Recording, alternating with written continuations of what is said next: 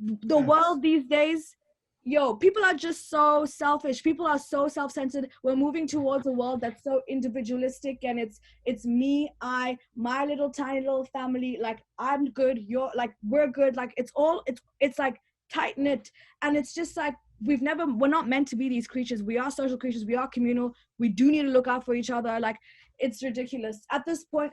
Like, conversations need to be broken down into like the tiniest of forms, to like attack a mind from every single way, because your perspective and your direction of looking at things needs to change. It's not just about you're forming your opinion. It's about realizing that even though this is my opinion, that's somebody else's opinion, and that's right too, and that can exist. You know what I mean? It's just ridiculous. Yeah, I feel like people need to also like understand the fact that like the way how the world is right now is not a coincidence. It's not by mistake. It's not like oh, like how did this happen? Like, bro, it is like this on purpose, you know? It Yeah. is literally like all like this way on purpose. And Yes. like Yes. it's Yes. going to remain that way until people like wake up, and people like literally have to realize like, okay, like, you know, I feel like people like to discredit the fact of how social we are, you know, and like people like to think their thoughts are their own thoughts, you know, and No. like, you know, like, oh, I came up with this one. I'm like, bro, literally everything is based on context. Everything about you, everything is It's influenced by context, something else. Yeah. you know, all of it is context, you know, all of it has so many factors that like through socialization and like what you've experienced, who you've been around, where you grew up, all these kind of stuff affect you in every single like Yeah. factor of person Yeah. that you are, you Mm-hmm. know, Mm-hmm. because like I'm sure people don't even like take time to like reflect on their behavior. Like when you're in different places, different situations, bro, you're not the same person. The kind of person you would be like if it's me in a room, I don't know, if I was grew up in a town with all the white people in America, like if I'm living there versus I don't know, being in Trinidad, like these are all different people because it's like it's like different interactions, different everything, you know? Yeah. No, I agree 100%. Like, it's to think, when you're listening to someone's words and you're watching someone's actions, like, I know action over intention, right? Regardless of what your intention is, at the end of the day, the thing that's going to be imprinted on you the most is the action you saw. It's the words you heard. But you need to understand, you need to start questioning the bigger things. You need to start questioning why that person chose to act in that way. What triggered those actions? Where is it coming from? Because unless we ask all this, where, why, how would they have been raised? What is their thought, opinion? Yes, at the end of the day, the actions were theirs. No one's denying that. But it's about understanding where the other person could come from. And that is what, in my opinion, white people have not been able to understand with the anger and the emotion behind this entire movement. They don't understand the rage behind it, because they've joined the conversation really late, so they don't understand why. You know what I mean? They just don't get Mm-hmm. it.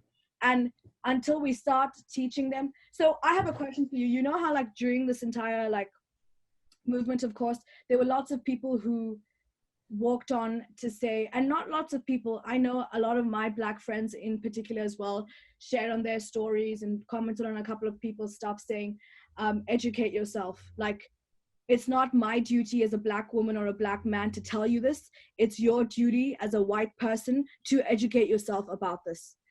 And Mm-hmm. I had a white friend come up to me and be like, Varsha, how are we supposed to educate ourselves when the person I can go to gain insight from does not want to have this conversation? And obviously, I'm not from the Black community, so I didn't necessarily know how to answer that. But what would you say to that, about this entire educate yourself?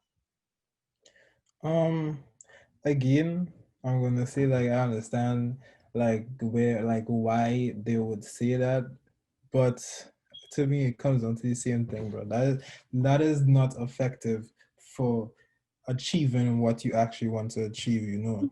Like look at it this way, bro. Like you could tell these people go educate themselves. They could go on YouTube and end up on a stream of Donald Trump videos, and in them attempting to educate themselves, they could radicalize themselves in the opposite direction. You know, so like, do you think the people on the other side they are, bro. Do you think these neo Nazis, bro? They are happily waiting to educate anyone that wants to hear their narrative. That is true. I And agree. like, if you have one side that wants to spread their their information so willy-nilly, and then on the next side that does not want to, they're like telling people to educate themselves, like that is not going to turn out in your favor. You understand? Yeah. It's like, again, like, yeah, bro, it's not my job, bro. I'm not, my name is not professor, bro. I'm not supposed to be here teaching these white kids this. Mhm. But I know for what is, for trying to achieve what I want to achieve, I will take the time, bro. Honestly, bro, like I will sit down and I'll talk to anybody, bro. Yeah. Even if they disagree with me, and I'll tell them, I'll try to explain as best as I could exactly why it is I feel like how I feel and whatnot. Because at the end of the day, bro, like if you just sit down and have that conversation with them, you by the end of it, like if it's a genuine conversation, because you have to understand, they're like two different types of conversation. They're like a lot of Ben Shapiro type people on Mm-hmm. both sides, that people that really just talk to say, like the only reason why they're talking is to prove why you're wrong Yeah. and why they're right. Yeah. I'm not talking about that kind of conversation. I'm talking about like an actual conversation. You probably understand like what it is, exactly why they feel that way, and how exactly that person was brainwashed, bro. Because that really and truly what they like the other side feeds off of, is Mhm. like vulnerable people. Because at the end of the day, bro, like although like on a structure, like on a societal level, bro, like we don't have the power to affect them like how they affect us, right? But like on an individual level, right, it's like let's take a second to like look at it from their perspective. Not that we have to, not to validate that either. It's like you're a young white guy. You're basically seeing like on social media, and especially in like universities, these kind of places, like basically like straight white men this, like like basically you're being exposed as the scum of society. Yeah. And then you yourself, because like honestly, like most of the time is mostly rich people that benefit before anyone else. Mm-hmm. So you probably not even, you might be vulnerable in your own way in society, and then people are telling you, oh, but you are also the cancer of society kind of thing. It's like in that position, it's very easy for somebody else now to come and say, actually, nah, like that's not your fault. Like the other side is actually at fault. Like they're like, trying to take away all this stuff from you and all these kind of stuff, And like once you're already put into that position, I feel like unless someone is actually willing to take the time, it's very easy to like make it like a us versus them kind of thing, bro. Because that's what I feel is a lot of othering, It's like us versus them, like, and that's why I feel like not necessarily that I disagree with it, but like when we start like breaking down stuff like more and more, like just the concept of like labeling people and like putting them in these boxes is like once you tag someone as something, it can be very dangerous because then you like attach ideas to the tag that you have in society. Yeah. So that is, I don't even remember what your question was, but I know I answered it somewhere You did. there. No, I agree with you. We started off with educate yourself. You brought in cancel culture as well, which is good because I was gonna ask you about it. But Yeah, you could ask me a question, but I could answer again. no, I Yeah. definitely agree with you. Like I think one of the biggest things that people need to understand is that I think personally, like conversation's good, and to like my black friends, who are like, go educate yourself. I get that. I get why that's your response to white people, but I need to let white people know that if that's the response they get from the people they go to approach someone else, because I do believe the best learning is learning from someone who can actually give you personal insight, because then every single issue then becomes personalized to you. And politics is meant to be personal. Politics was never not meant to be personal. Politics is meant to be personal. The whole reason why we feel so deeply connected with the world is because we can actually place people from that part of the world, and we're like, this is actually low-key hitting home a little bit, you know, and that little bit makes a difference. So I would say go direct your conversation with someone else, but understand why that individual said educate yourself, because this conversation's been going on for so long, and the entire trauma of having to retell this entire history is traumatic in itself for Black people, in my opinion. Like, I it's in think your DNA, bro. it is Trauma like is stored in your DNA, so bro. like, to expect that from them is, in my opinion, ignorance from the white race. But you need to understand that, yeah, you want to have the conversation. There are people out there who are willing to have this conversation. You just have to find them. But it's also about taking that initiative to also learn things and read stuff from on your own, you know, like you going and having a conversation with one person is great. But then after that conversation, what are you going to do? Are you going to come back? Are you going to self-reflect on it? Are you checking your privilege? Are you thinking about ways that you could impact the people around you to change their opinion as well? Like, do you know what I mean? You need to be asking yourself those questions. Going and partaking in such a conversation is one thing. But if you're not actually listening and you're not actually trying to understand, then there's no point in that conversation at all, in my opinion. Exactly. But what I would say to that is like, in that case, bro, in that specific case, is like kind of like a one strike and you're out kind of deal, you know. It's like, okay, first time, bro, try to give you the benefit of the doubt. But if the only purpose of your conversation is to rebuttal something, then I'm not gonna say it's like we can't have a conversation, bro, but that conversation is gonna be long. It's because there's obviously like a lot of levels you need to go down to, you know, and it's like, bro, that is tiring, bro. Most people don't want to do that shit, you know. I don't want to sit down and explain to you for 5 hours why being Black is harder than being white in society, bro. Everyone knows it. You know, bro, bro, white people act like they don't know it, bro, but they know it is a fact, bro. They know. Bro, no country you could go on, there's no country you can live in and say it's easier to be Black than to be anything else. It's true. Even in Black majority countries, like exactly, that's the answer. Bro. Even yeah, when it's in Black majority countries, is how Black you are. No, honestly, bro, most Black people aren't even Black, bro. If you really think about it, bro, look at my shirt, bro. This is black. This is black. Look at my skin, bro. That is not Black, bro. It's not. That should just go to show you how dumb of a term it is, bro. It really is. It truly is. I remember, I think it's one of my like nieces or nephews in their preschool or kindergarten.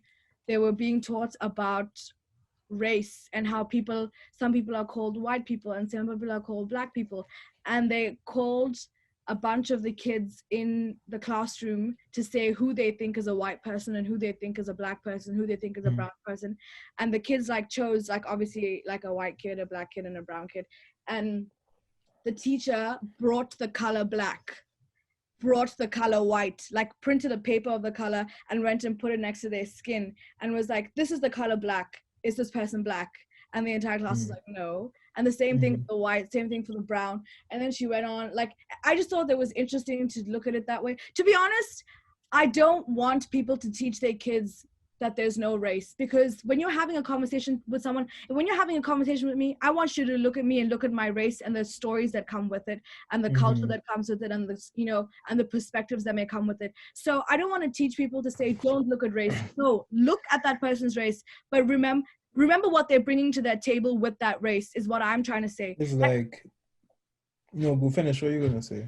Oh, no. I was just going to say, like, be conscious of race. Like, I think it contributes a lot to a person's perspective and growing up, like, their life, like, their environment, their thoughts. It plays a huge deal. Even if they may not consciously or subconsciously be aware of it, it is existent. It very much is existent, and it's a part of who they are. So whenever I tell people, I'll be like, yeah, don't treat me like, no. I'll be like, look at my, like, don't tell me you don't see skin color. Of course you see skin color. It's the most natural thing in the world, but know who I come as with my skin color, you know, in a way. Like, it's like they definitely, you can't say there's no thing as it's not as race. You know, be like, oh, like, I don't look at race. It's like if you say you don't discriminate or you don't treat people differently based on race, that is one thing, bro. But you can't say you don't see race because guess what, bro? It's a thing, bro. No, I've Like heard a lot of white people say it. They'll be like, "No, I don't see race. Like, there is no race." yeah, I know. I've Really, heard that shit I'm too, bro. actually But suffering. like that's Yeah. because, bro, like certain white people, a lot of white people like live in a world that's basically disconnected from the actual real world, bro. Yeah, it's true. Like as a black person, you realize that you are black at a very young age, bro. Mhm. First time I came to America, I remember me and my family walked. We went to sit down on a bench next to, like, I was like 9 years old or something, bro. Mhm. Next to this white family, bro, they got up and left. Wow. You know, and Wow. that was like What me as the like a little kid, hell? you know, and it's just like, and that's just like one I could think of at the top of my head, kind of thing. It's Damn. like, That's so messed up, dude. Like, I think a lot of people of color face some kind of prejudice from white people, but yeah, definitely. I think the black people get the cherry on the cake. Like, it's ridiculous. It is. I just don't understand how you can raise your kids like that. Like for me, I will never be able to fathom that because I'm like, how? Like, what makes you think? 'cause, bro, you see, the thing is, bro, is like I also realize there's a lot of, it's like the society has been conditioned to the point where people don't even need to raise their kids like that, bro. It's like the society will raise their kids like, bro, tell me why in Trinidad, why is it as a black kid you can't have an afro, like in our school, bro, you couldn't have afros because they weren't neat. No, let me tell you what the definition of neat hair is. Neat hair is straight hair because when your hair is straight, you could just put gel in it and it could bend to any shape you wanted to. When you are black, your hair does not do that, bro. So all these white kids I went to school, all these Indian kids, when they wanted to grow their hair, they'll just wet their hair before they come to school and, like, put it down behind their neck kind of thing. They're fine, bro. Me, if like where my hair gets like this high, like, principal's ready to call your parents, ready to send you Oh, home, dude. all You know that what kind that of is? shit, bro. Those are like little microaggressions taking away characteristics and qualities that only associate with being black and Yeah, targeting bro. that and like not letting that flourish. That's exactly what it is. Exactly, bro. Like when it like bro, when you think about it, bro, all these kind of stuff, think about the concept of not being able to talk properly. What does talking properly mean?